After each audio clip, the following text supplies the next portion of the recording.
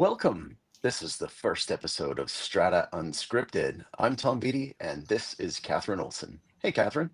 Hey! So we get to talk about all things Strata, and this week, a topic landed in our laps. Tell us about it. Yeah, I went on a bit of a rant on LinkedIn last week. I've had a lot of no's the last year, which, just digression, I was telling someone at barbecue on Friday, the no's are what make you sharper because every single no I've gotten from someone makes me level up in knowledge. So, like this one, for example, was BC Housing said no to professional development accreditation for a Strata 101 for multiplex developers. So that's like duplexes, triplexes, multiplexes that are registered as strata corporations at the time they're built. Those multiplex developers know nothing about registering stratas or how to set them up properly for long-term governance, etc. And no one's teaching them. Anyways, I wanted to get this course accredited, and they said, no, that's too strata. It's not builder related enough. It's not relevant. And I swear to God, in the conversation, I actually said on the phone, I was so frustrated. I was like, okay, great, thank you. Now I guess I just have to learn the the Homeowner Protection Act line by line too. Because that's kind of the attitude. It's like, okay, a no just means I need to level up now. So that's Well, what I happened think this week. it's about getting it on target and aligned because they're builders, they're not strata experts, but they're building a strata and they should understand strata just to that perspective. Because as I was talking about with David Locke a few weeks ago, larger communities have a strata manager that helps with this transition from developer to owners.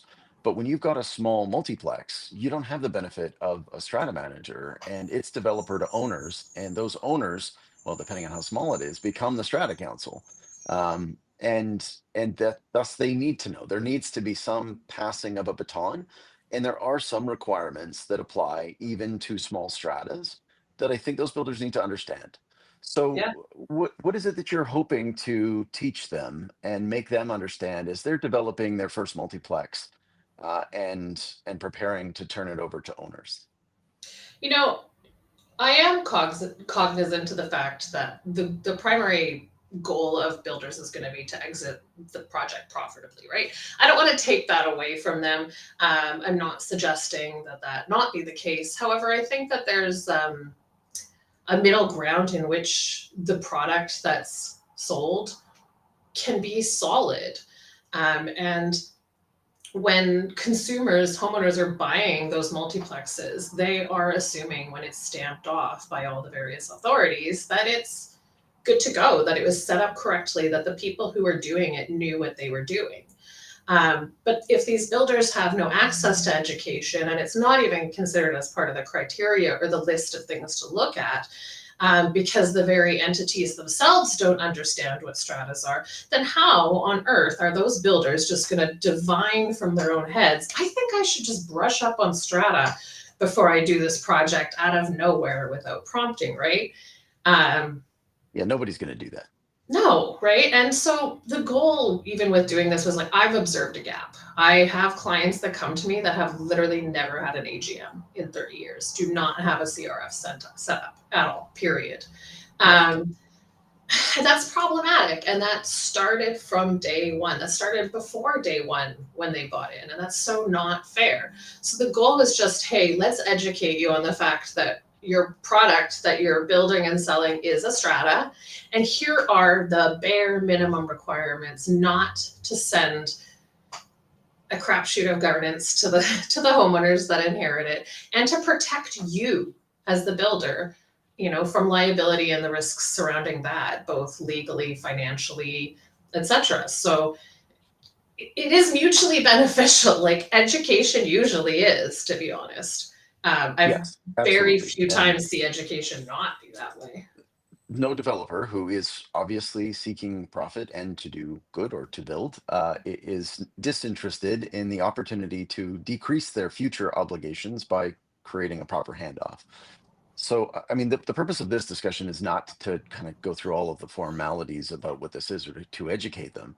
But I did want to say that there is a big difference between these stratas that are 5 units and less, which is what we're talking about today, and the larger ones, which are subject to the Real Estate Development Marketing Act.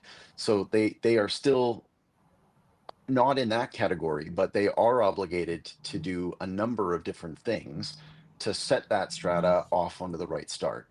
And one of those would be preparing that interim budget. So they have to do that. And how many of them do? I don't know. I mean, it's supposed to be a part of the agreement to purchase and sale. So I hope that they're doing that. They're also supposed to fund the CRF to the minimum requirement now, which is what, 10% of operating 10%. expenses. Yeah. So and to start to prepare for that, initial, for larger buildings, at least the depreciation report fund. And Well, in that's the something first that's going to be important. AGM as the handover, not just the handover, but the education piece for the owners and the elections. So if there's no AGM, there's no first council. So technically that developer left those buildings without a council even. That's pretty bad True. form. That Like is it's bad just, form. we're not talking crazy advanced strata for, airspace parcels and things like that. We're talking basic education for people who are building multiplexes. Because I mean, I was even asking my aunt and uncle when I was telling them passionately about this. And they looked at me and they're like, "Oh, our duplex is registered as a strata. We don't have a CRF either. We've never had an HEF." And I was like, "Yeah, I'm pretty sure that I saw some numbers pulled by Property Flute this week saying that probably about half, like about over 15,000 registered strata corporations are probably duplexes, triplexes kind of size. And that probably means that most of those are not compliant with the legislation. I would argue 99%. Not based on Yes. any data though. No, but there's clearly this long tail of smaller stratas that is going to continue to grow as the zoning requirements change and as tastes change, and those communities need to be catered to better, and there needs to be a better system. I think Ryan Grant from Property Flute and BC Stratotech also mentioned that there's no registry that will allow you to see when they last filed or when they last had an AGM or who the board of directors or the Strata Council would be here in BC to compare with what you've got in other markets. And that leaves another hole as well. And it's not that everything in the world needs more regulation. It really doesn't. But there needs to be some way for these communities to make sure that they're complying with the legislation and not Well, and outside. big picture, let's just look that legislation, red tape, bureaucracy. That's not just like some, unknowable ghost entity of bad people that want to take money away. That's the public interest in protecting the everyday people who are buying. And it's usually necessitated by things that have happened that have hurt the public in the past. So let's not vilify regulation either. Like, I don't want to go either way. I just want to kind Yeah, of say, no, like, we I think gotta, that's fair. yeah, I'm yeah. used to being regulated. I'm not regulated at the moment. I don't think I need to be regulated at the moment. The regulators, of course, would like to regulate me at the moment. It's one of those wonderful spheres of life where if you're doing something, what was it? I think Reagan had the best quote for this, right? Like it was something about if you You're if doing it something fun. if it moves, tax it. If it keeps moving, regulate it. If it stops moving, subsidize it. Was that his line? I think. I don't And know, it but I does love seem that. That's it does seem hilarious. to be the way the government actually works. So, and I mean, regulations are there for the right reasons, and they are meant to It should be. protect Yeah. people, and ordinary people. Yes. So that's what it's designed to do. So what's next, Catherine? You've been given the not yet or not now. How do we turn that into something that? And as they so delightfully invited me or welcomed me, well, you're welcome to create that on your own. So I will. There's a lot of different pieces of education that I'd like to develop. Yeah. Some in conjunction with other parties. Like I am so open to collaboration. Through the research and investigation I've done over the last 6 months, I just see so many amazing but siloed efforts. And I also see where some of those siloed efforts are not even playing to the strengths of those entities. And there's so many things that different entities, associations, brokerages, organizations do really well. And if they all would just kind of maybe build up a network of trust and collaboration with each other a little differently, and maybe worked a little bit more on working with each other rather than trying to hide from each other, there'd be some really cool things I think that we could do in this industry, because there's a way more effort started than I think that people realize.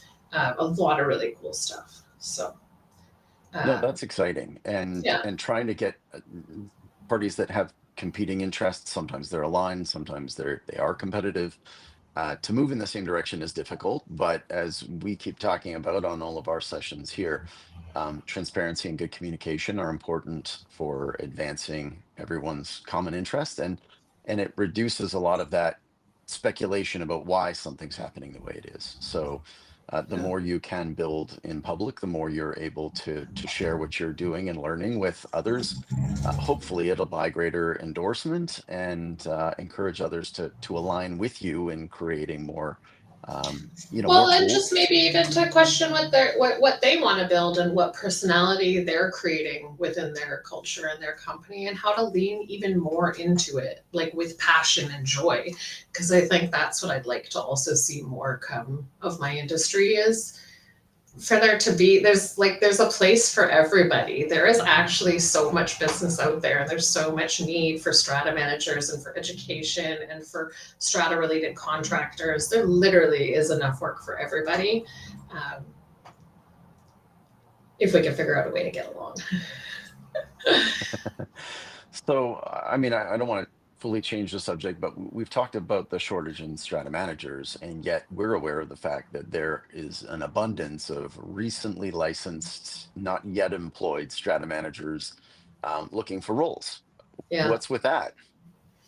I think that you already can see this in the bigger global market scale of employment, I think, and there's a real push right now with a lot of companies to automate processes and take out the labor costs, the human costs instead. What you're also seeing in the news circuits is that a lot of those really large tech companies are not seeing the returns on those investments yet, and they're realizing like they have to again still go back and invest again in humans, in training, in education, in people again. So I think that it's gonna be an interesting time to watch how things go.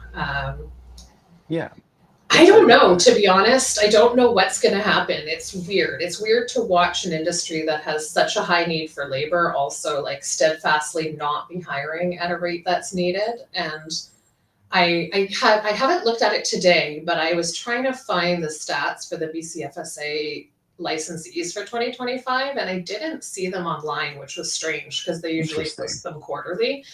Yeah. But the numbers had actually like gone down slightly, and then I have a feeling that number is even worse, to be honest. So I don't know. It's Right. a weird paradox. As a company that's always trying to use technology to do more and to do better, I can certainly understand the desire for these companies in property management to leverage tooling and technology to be more efficient with what they do, because there's still a great need for human involvement in property management and strata management. And I think as you free up more of their time to do that more efficiently, hopefully you can bring professional management to more communities, because there are a whole bunch out there that haven't had the ability to afford it. And one of the reasons for that is that management firms have a kind of minimum that they're trying to work towards so that they can cover their costs on each new building, because it's a lot. I mean, these strata managers are taking on accounting responsibilities. They're taking on responsibilities relating to the management of the meetings sometimes. They don't do all of the meetings, as you've informed me, but they do a cycle of meetings throughout the year. Um, and I think that technology is going to help free them up to serve more communities and to serve the communities that they do better. And I think that that's something that we should all be looking for from technology. But it really surprises me to see that more of them are not snapping up the keen and earnest talent that I, has answered the call because and when you taken the training. replace that time and give them back, it's not that then they're trimming the extra time. They're not giving them that time they've gained to invest in their own education. But not only that, building a really robust system of resources and training so that they can take that extra time they have and now be encouraged and have avenues to invest in it. Like I've been working with Advantage Property Management in the Valley, and we have just run a comprehensive Strata Property Act 101 course with the entire team over 32 weeks. It's been amazing and kind of crazy. The stories for other days. But they don't stop there. They're like building trainer training and specializing in leaseholds on Indigenous held lands and all the things that they see as being the future. They're not giving more to their team so that they can load up and still be even more overwhelmed. They're leaving them at the baseline, and with the gains, they get to like educate themselves or take care of themselves. I love it. It's pretty cool to see. So, Well, yes, yeah. and you've done this for a number of different firms. You've Yeah. trained Yeah. managers before too. This is a big Yeah. part of what you do. What's the biggest shortfall that you see in new managers? What do they need to learn that's not in the books? They just they don't. I've said this before, but they don't know what they don't know. And I freely say that about myself as a new manager. I was cocky as hell, and I really didn't know anything. Actually, looking back on myself, like I laugh at myself in my head all the time. And I'm also willing to admit my mistakes openly to people I'm working with in training and tell them how I would do it differently, which is pretty rare in this industry of very delicate egos.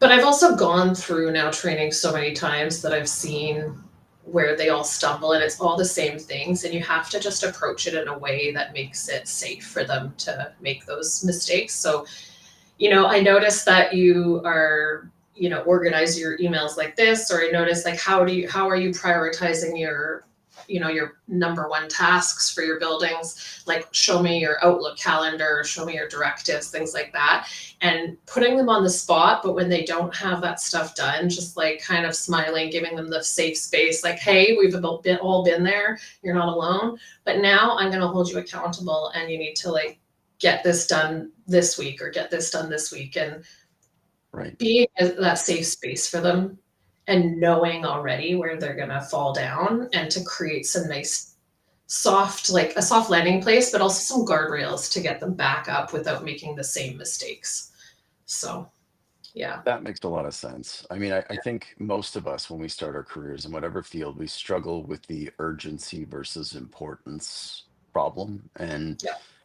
often I would imagine in strata management for younger managers, the squeaky wheel is getting more grease because it's so squeaky and you just want it to stop. And You could spend it your feels whole time urgent. in your email and not do your job, to be clear. Right. And I know that that's what some of the technology that's out there is trying to help resolve, both from big companies and from independent platform providers. They're trying to help with the low level inquiries and noise to automate some of those easy Okay, but there's also that responses. thing that I can't remember what the name of the thing is, but when you have a task, it fills to the time you give it. Now, Oh, I would yes. argue that if you take away all the input from all the clients to AI, they'll just expand their needs to fill the extras, like the gains you've given them. So I don't think, based on what I know of human patterns and nature and interpersonal dynamics, that too much automation is going to make anything better regardless. That way, I feel like they'll just have another avenue. Like now they're going to AI it and email you and fax you and phone you and text you and go I through sure hope the not. platform online and knock on the council member's door. I think there's a So, lot that is noise that can be reduced and leave you with more signal. And I think that's what I'm hoping that technology will for do. the I mean, strata managers, though, focus on making their experience better. Because if you make oh, the for sure. But you strata don't want to get the managers' question experience about better, whether or not they can have this dog. Like you could have the answer fed to them that you're allowed to have up to two dogs or two cats or one dog or one cat. And you'd be surprised though, but that then just when makes sense. Bob gets an answer from the robot he doesn't like, do you think he's going to stop there? I mean, at least Bob has the answer he's looking for. He might contest it, but that's a different matter than him not being able to get the answer.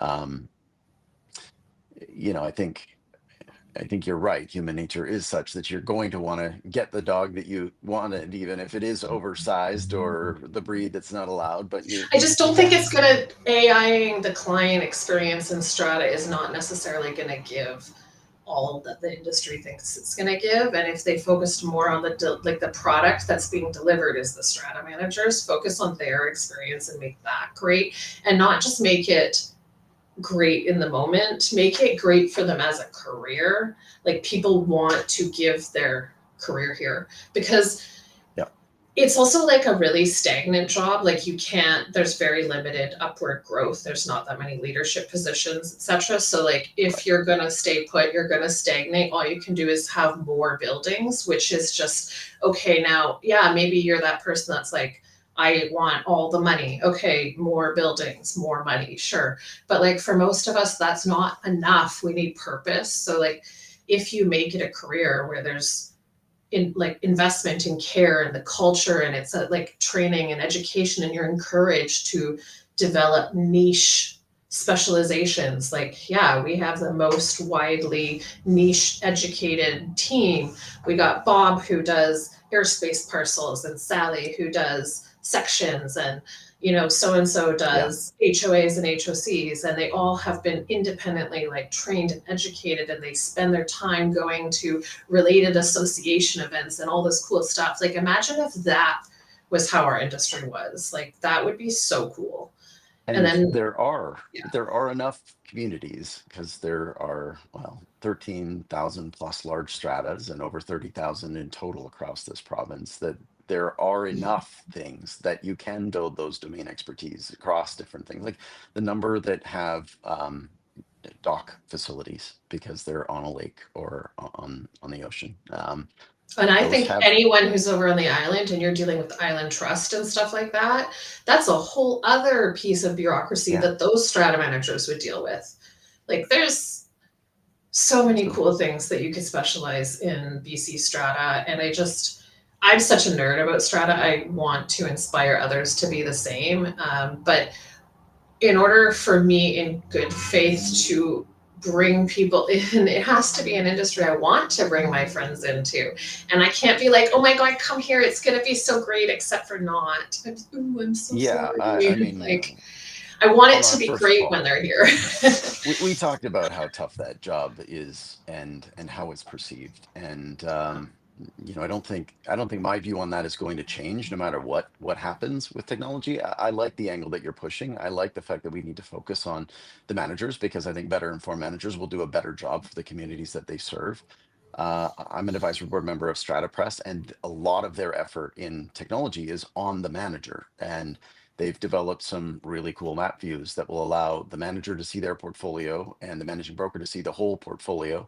And they're ranking the issues, not just by urgency, but by importance, so that the Cool. manager knows which buildings they need to pay attention to that day, that week. And so does the managing broker, so that they can provide better guidance and better oversight and help the managers that are overloaded, help those that are inexperienced. And I think that that's one step that's definitely in the right direction with technology, because you can enable them to see. Because I don't know how many times, Catherine, when you've asked the new manager how are things going, and they've sort of just hit it and said it's okay, I'm good. Or Well, I mean, actually, maybe it's you that are more when I honest, but ask them, like, they're like, I've had so many emails from this building, and I'm like, how much is that client paying you? And they're like, yeah, oh, I don't know. And I'm like, okay, you haven't set up your dashboard yet. Now, I have a dashboard yeah, I do in Excel, and it's a lot of good. work to set it up every time I change portfolios or buildings. So to hear that StrataPress is just gonna like have that created for me is super cool. Love that.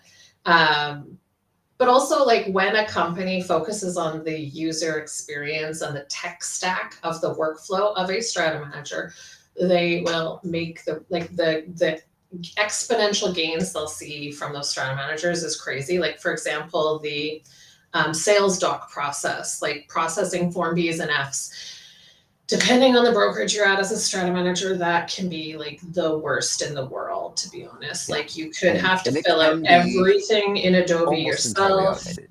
and like initial it on every page, but then you have to verify all the information and this and that. Whereas like there are a couple programs that I have to shout out. Welcome Link was one of the best programs I've ever used for sales docs. Now I've heard it's not great on every user's platform side, but for the Strata Manager, it was like the best. So Right. I always like to hear when certain companies are not just doing what they think is trendy or what the owners like or what the brokerage likes, but like what is the person actually using that piece of technology gonna, how does it make it easy, fun, enjoyable, attractive for them, the Strata Manager, and you will win with It's not that. just the manager either. You got all these self-managed stratas. As we found out, there are many more Yeah. self-managed stratas than there are properties Like that what was are it? managed. Estimate is like And they've got pain too, 75%. right? They Yeah. have pain with accounting, they have pain with communication, they have pain with all sorts of things. And being able to address those concerns and even the generation of Form Bs. I mean, that is even more painful if you're self-managed because you I got to do love it hearing yourself as about a all the volunteer handwritten. director, right? Like they are, but I will say that even the largest firms, when they have their Form B, and I've looked at my fair share of Form Bs, often there's just a squiggle at the signature. It's like, well, who signed this? And I have did no they idea who actually signed look that. at all the numbers and verify them? Because there have been times where forms get signed off because the process just to sign and do all the initials on every page is so annoying. They're not also then going to go into 5 different folders to verify this and that. Like, I am so at this point in my career aware of what I'm signing off on that if there's a set of minutes that I have not yet released or the council hasn't released, but that the meeting happened, I make sure to note to the requester, Right. meeting happened on, August 17th, minutes will be released in 2 weeks per requirements of the Strata Property Act. I want them to know I'm hiding nothing from them because I don't ever like the liability personally and professionally to a strata manager and the brokerage related is actually way bigger than what people I've heard realize. Like this. I under didn't per realize. 17, it's a criminal offense to mislead prospective sales, like on Right. certificates of strata corporation. Yeah, I didn't realize how much headspace that consumed in the minds of strata managers, the whole liability aspect. The fact that yes, they have policy through work, but many of them take out their own personal policies, and it weighs on them. And I didn't really think that was Well, the I wasn't disciplinary aware of that. actions and the names being publicly put onto the BCFSA website, there's individual fines to that licensee and to the brokerage. And there could be, if they were shown to be negligent and the insurance or, they're deemed to be not covered, that could be something that falls to them as a liability. There's just so many, I think back and I think, oh, I'm so glad. I just gotta like fingers crossed the statute of limitations runs out on a few forms that I signed a few years ago that I definitely didn't read over carefully. But anything I've signed in the last while, I'm really good Right. with. So And what was that? Was that being overworked? Was that it being was naive? Was totally it being being improperly overwhelmed. trained? Yeah, Right. no, I had to look into 10 different files to find all these different pieces of information. And I have that many forms a day and I have this many buildings and forms end up being the lowest priority because I got all these other things to get to, even though they're one of the most important tasks in risk. It just, there are times where I know as a strata manager, I did not fully read the whole form before I signed off on it and verify every piece of information. And that, when I think about myself back in time, that like Yeah. scares me for her. I'm like, Yeah. damn girl, you are so lucky you didn't get into worse trouble with some of these just drop the ball on things or get overwhelmed or, whatever it is. And I also have to have grace for her because I know how overwhelmed she was in that moment and that I was doing my best with the education and the knowledge and the tools I had. And I certainly wouldn't make those same mistakes anymore. And I do Well, my best to be sure not a single trainee that crosses my desk ever misunderstands the risk associated with those forms now. the Like, good news yeah, is that more of the Form Bs are getting automated. And as the tools advance, the ability for those to be completed more easily so that your job is to verify rather than to dig in 10 places for the information that you need, The it goes problem up. is, hold on, so how do you compile the information though? So like if the information though that's being input is incorrect or missing, which often happens, then those forms can still be just as negligent. They So could I'm be. like, I mean, the I goal was just, to set yeah, each building up with complete records and to tie in yeah. the accounting system so that you're not fishing for the latest CRF fund balance, for example. So you've got the correct parking space and you're describing that appropriately, whether that be limited common property or otherwise. So I mean, I think it's all about the setup, but you got to have the tools in place to do it first. And I think both of those things are coming together. I guess the other comments I would make about the Form B is that it's way too cheap for the liability that is I assumed. literally cannot believe that they've never raised those prices. That's insane. Considering how much work goes into that, $35 for a Form B, and if a strata manager is doing it properly, and you think of all the people that touch it to Yeah, prepare it, yeah. that is wild. It's not even covering the It, labor to do it at it's been a all. quarter century, right? Like Yeah, things need to change. On the flip side, it no longer costs 25 cents a page to copy documents, and the strata managers are charging based on digital good. pages for delivery. So they kind of are making up their undercharge on the Form B on the documents, which are in You know, the 99.9% of cases in Dropbox margins or are Syncrusi. slim though for strata brokerages too. I do have to say. So they gotta make their Yeah. money somewhere. No, it's true. I hear about that all the time. Yes, yes. Poor Which is brokerages. tough. I mean, that's why so many managers are working so many buildings. Nobody wants to pay what the work costs. If you look at what strata management costs in BC versus for what they pay for management in Ontario, Yep. there's a big difference. And I think in BC we've gotten away with expecting and accepting fairly low fees and Threshold fairly of low standards standard. of care and oversight. Well, they have education that's mandatory too. And we have something in BC that they don't have, and that's the ability to learn from their mistakes. Because the only thing I'd say that Ontario does right is they have Strata Council education, but it's not offered in any other language but English, and it's only offered online. There's no specializations of different branches. It's really, really basic click through kind of thing. So, yes, they have it, but we could put together something so much better here in BC. And there's so many like half started efforts at this kind of project that Right. I really hope to see join together in the very near future. So we'll see. Yeah. Exciting. Yeah. Well, should we call it and do this Before again we next week? call it, I have to share Yeah. because we were shout out to Design Roofing.